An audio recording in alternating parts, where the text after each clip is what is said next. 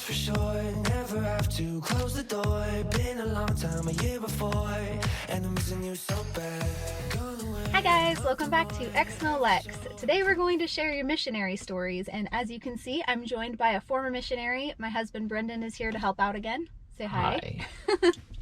I have a lot of fun doing these kinds of videos specifically with Brendan because since I was never a missionary, I feel like having him here gives it a little bit more depth and a little bit more that we can talk about. So before we get started reading the stories, I just want to mention a little bit about how the LDS Church portrays missions. And I've talked about missionary stories on my channel a few times before. Brendan and I have talked about it on the channel before because to me, at least, it seems like the church puts a huge emphasis on missions as something that's going to be like life-changing in such a good way, and like something that like they want you to do, but also like you should want to do it. And they do put a lot of pressure on missionaries, but I don't think that they ever want to come across that way. What do you think that they try to like put out there for the general population? When I was a kid, it was, this is going to be the best thing of my entire life. That's the way, 2 years. Yeah, it really is talked up that way. And then you get out there and it's like, oh my God, what did I just get myself into?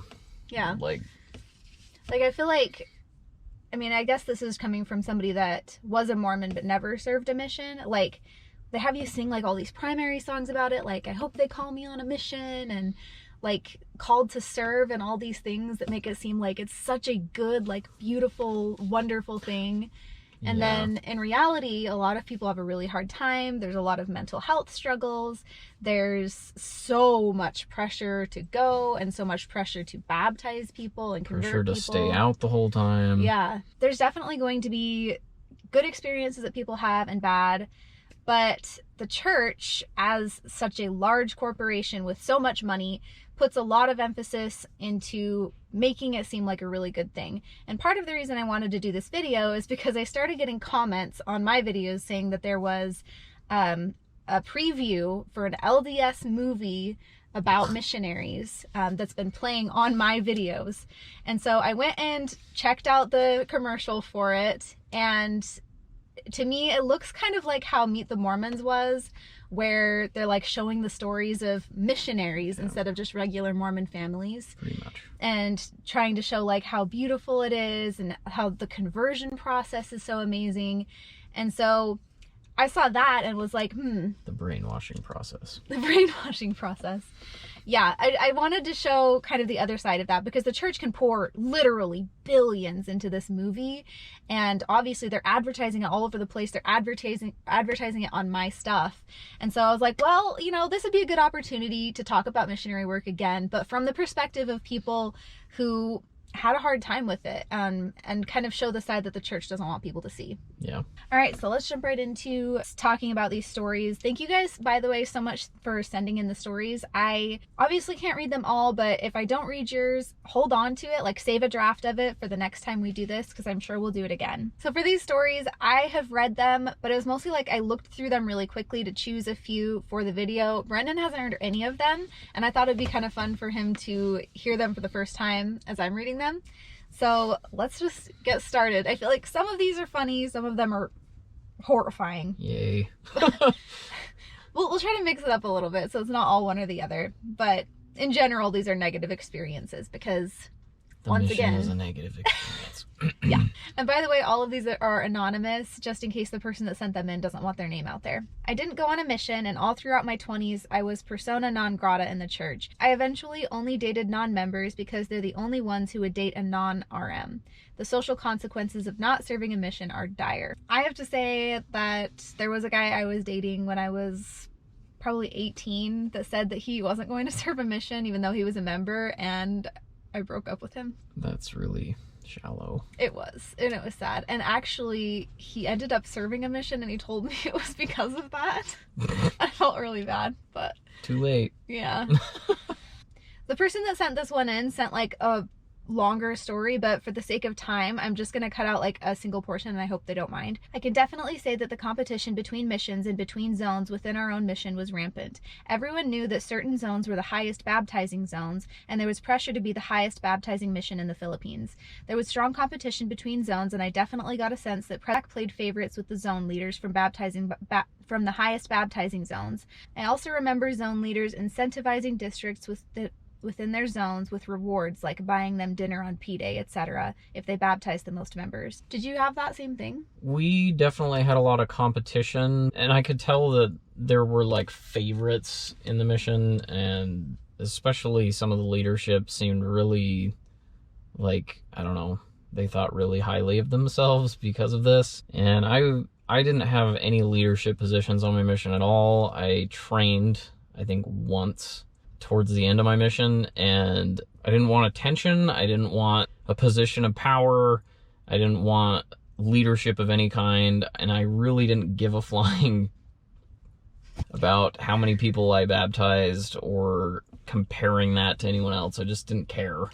I feel like that's unusual because I felt weird. Yeah, it seems to me like a lot of men within the church especially are kind of looking for that. I'm 30, from Australia, and served my mission in New Zealand at the age of 25-26. Last year, I finally decided to leave the church. I can relate to you and your content so much. For context, I grew up in the church, and whilst I didn't grow up a Utah Mormon, I was, for the most part, an obedient little Mormon girl and a missionary. There were so many toxic behaviors and attitudes that I could mention, but I'll try to briefly articulate a couple of issues that have really stuck with me. 1, the attitude of breaking you down to build you back up. So many of us are left feeling like we were never built back up, but are unable to talk about it for fear of judgment from leaders, members, or even other missionaries that we served with that had the same experience. Fear of being told that you didn't do your part to be built back up, even though you tried your best for 18 months to 2 years, while constantly being told that you need to work harder and be better every second of the day. 2, if the priesthood leaders / mission presidents have the spirit of discernment, how come my mission president couldn't discern during any of our interviews or interactions that I woke up each morning and pictured myself driving the mission car off of a cliff? And how could he not tell that others were struggling with their mental health too? I know active members will say they're not trained mental health professionals and, at the end of the day, they're just men. But surely God would want his leaders to know when his representatives are struggling. After everything, the emotional, mental, physical, so much sickness, and financial sacrifices, I was left at the end of my mission feeling completely abandoned by God, and to be honest, I never recovered. It's been a slow road to apostasy since. My mission was horrible. I was sick for the last 6 months. I got poison oak on my leg, and the mission doctor couldn't figure out what it was. He gave us antibiotics, and it tanked my immune system, and then I caught all sorts of stuff, and yeah, it was an awful time. And then I felt like I couldn't do any work, and like I was just worthless and useless, and you know, my depression got really bad. And same type of thing, it's not like the mission president calls you up and is like, hey, I've got this feeling that you're really struggling. No, I pretty much almost... So I was really on the edge and decided to go myself and talk to the mission president, and then recovery started. But there was no outreach initially because someone could tell that I was struggling. I mean, you know that a mission president, if they're like a true believer, they're going to be praying every single day for like help with how to help the missionaries, and like, is there anybody that I can talk to? Like, they would definitely be praying for that. Okay, this one is intense. If you like really love animals, this might be a little bit intense. Nothing bad happens, but like, it's intense, okay? just so we're aware ahead of time. Content warning. I have so many wild things that happened in my mission, I don't even know where to begin. I guess I could start with my starvation period. I was in my last area, and it was the last transfer of my god-awful mission. I normally got 880 pesos, but over time in my mission, I just kept getting less and less. And when I think I got was 290 or 340 pesos, I lost my ish. I called the offices and raised hell, and my president did not want to talk to me, so I called the mission president's assistants. I always call them the Nazgul, the riders in black. Yes. And they told me that they did not want me wasting the Lord's money on gifts to take home. I told the Nazgul that I didn't want money for gifts. I need it for food. The members don't feed us, and we won't make it. I went 80 hours without food, and in the backyard of our apartment was a fence, and on the other side of that fence was a little yappy dog. And I was so hungry, I grabbed a brick, and the sharpest thing in the apartment was a butter knife, and I went to that fence and whistled and called it over, but it never even thought about coming close to the fence. I was so hungry, and that dog knew I was going to eat it. Shortly after, we went to the Zone Lord's apartment, and they had no food or money that they were willing to share with me.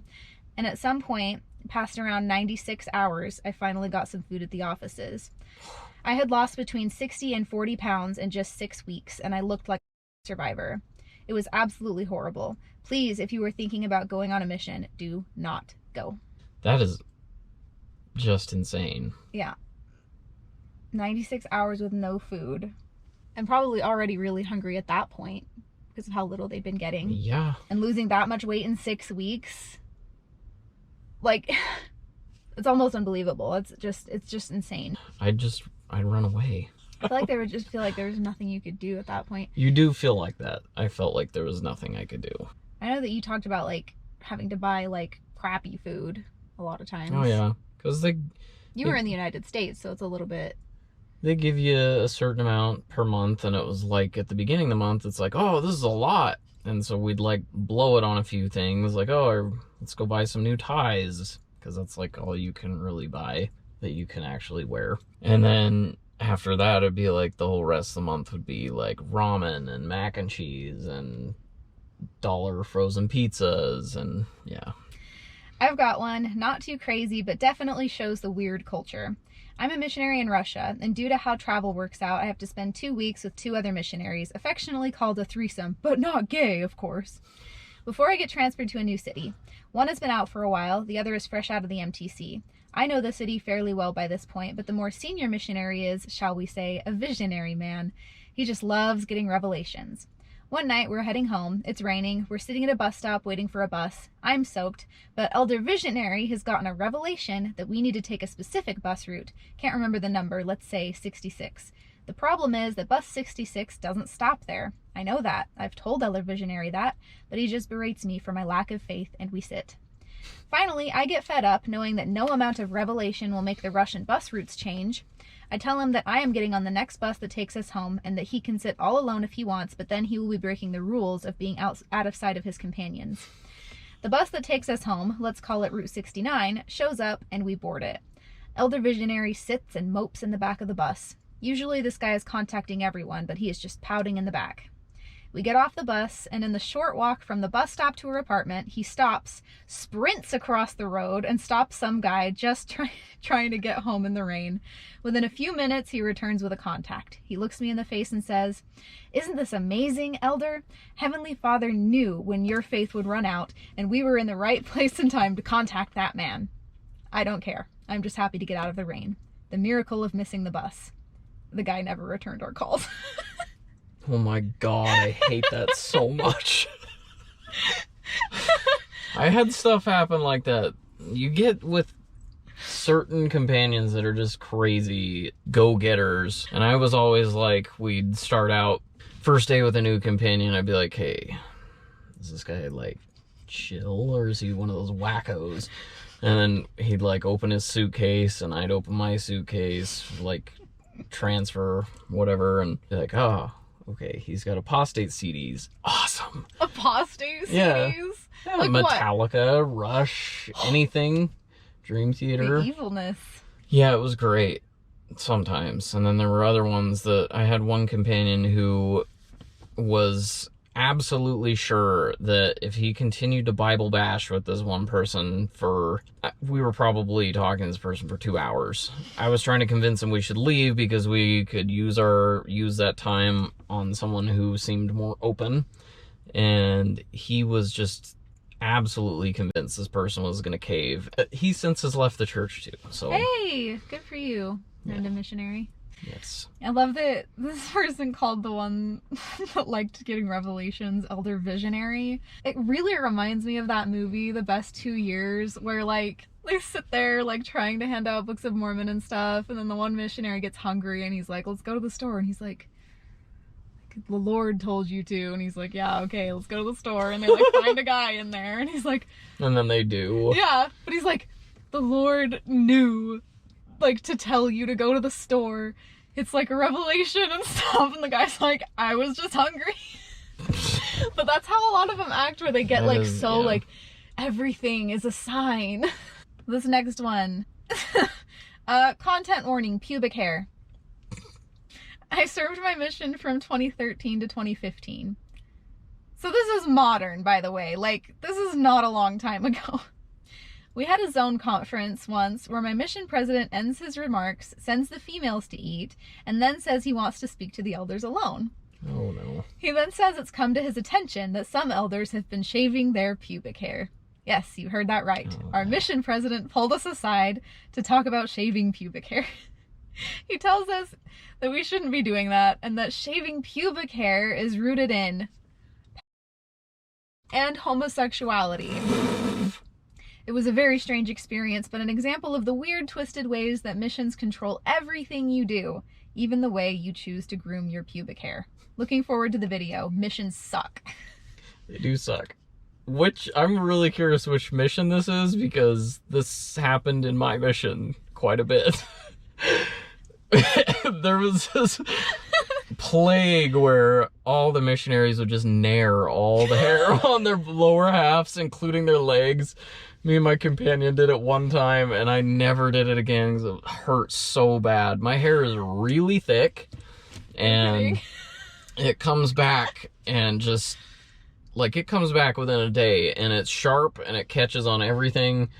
It's Trying to ride a awful bike. trying to wear garments with ingrown hairs and short pubes. It's awful, but it was hilarious. I mean, I've never laughed so hard in my life a couple times. It was funny. Yeah, that would be funny. Apart from being a funny story, the fact that they think that it's okay to tell people what they can and can't do with their literal, like, private hair parts. Like, this isn't even just the hair on their head or their face, because they do control that. Yep. They have a very strict, like, what you can't have any facial hair. None of this. And you have to have a short, clean cut haircut. Sideburns must not descend below the earlobe. All that. And it's like, that's not enough for them. That they also have to control, like this person said, how you choose to groom your pubic hair. It's really absolutely no one's business in the entire world what you do with your pubic hair, ever. Unless you're like putting it in people's food, then maybe it would be Yeah, someone you else's should business. stop that. Okay. I was a convert to the church, but my husband was raised, indoctrinated in it. Since he didn't have a big family and his parents were dead when we left, we certainly haven't experienced the pain and frustration you have had on your journey out. No one gave me a hard time about leaving because I was the only member in my family. My hard time was experienced when I decided to join the church. When I asked my husband why he's not more resentful about all those years he spent in the church, and he's definitely felt pressure to serve a mission, it's interesting that the one regret he seems to have is the 2 years of preaching what he'd been taught was the only truth. He seriously loves the country he served in and has visited it often. But I guess both of us feel guilty for preaching the gospel to our children, as well as other people, knowing what we know. I'm sorry if this isn't inspirational or worth mentioning, but we're older. I guess we feel responsible for misleading people, and so we feel pretty sad about it when we take the time to think about it. Anyway, you can use the mission regret story if you want to. I know I was always pressured really, to marry an RM, and I did. Turns out, this many years later, to be the best decision of my life, but that has nothing at all to do with him having served a mission.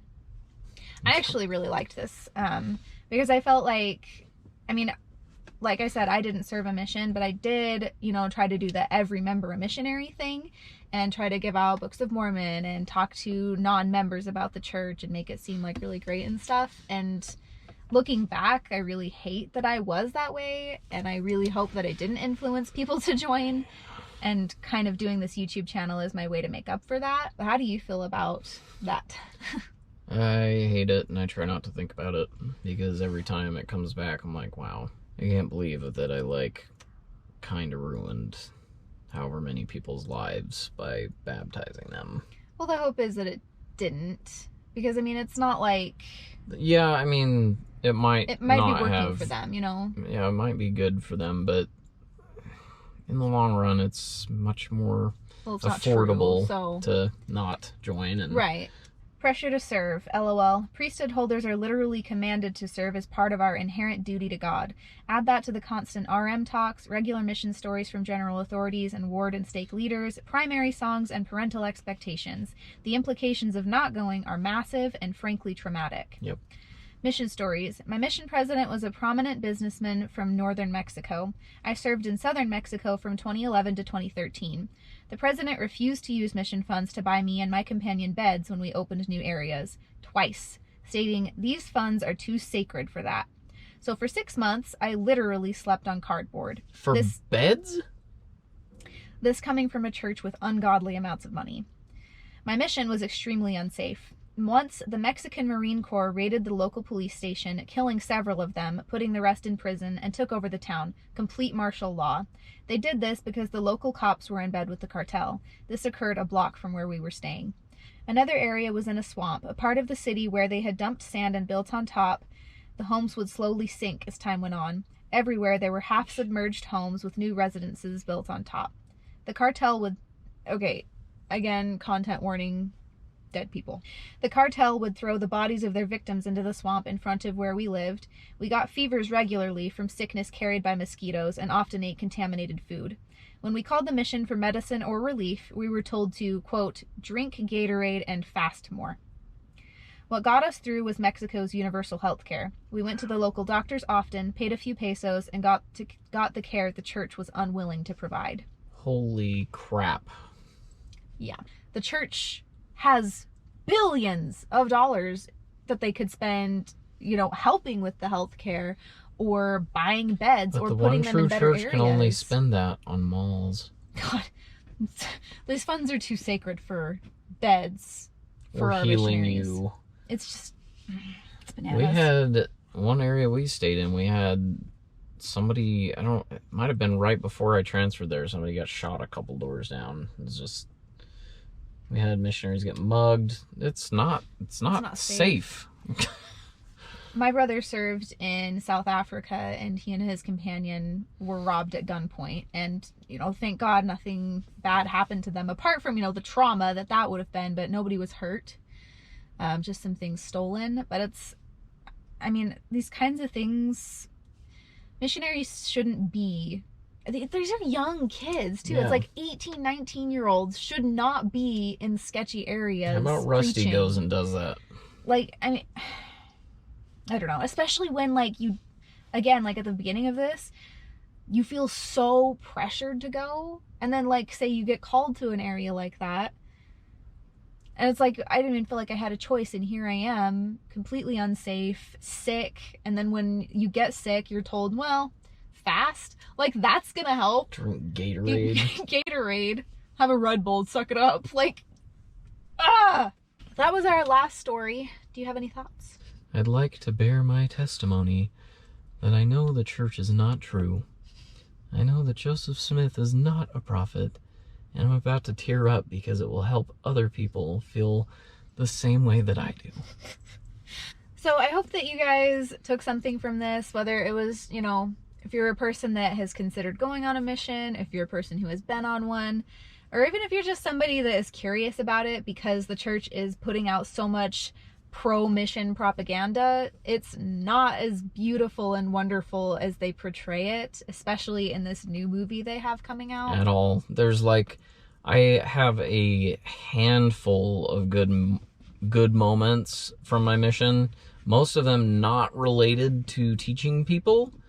And that's I could count maybe on my hands the good memories versus the times that I just felt horrible and terrible. Out of 2 years, that's not very much. Yeah. When the church makes movies or other types of propaganda about missions, if they have anything negative happen, and you know what?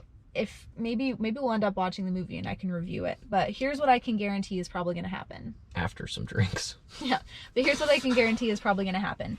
If anything negative happens in the movie, which, in order for it to be an interesting movie, there has to be some sort of conflict. Yep.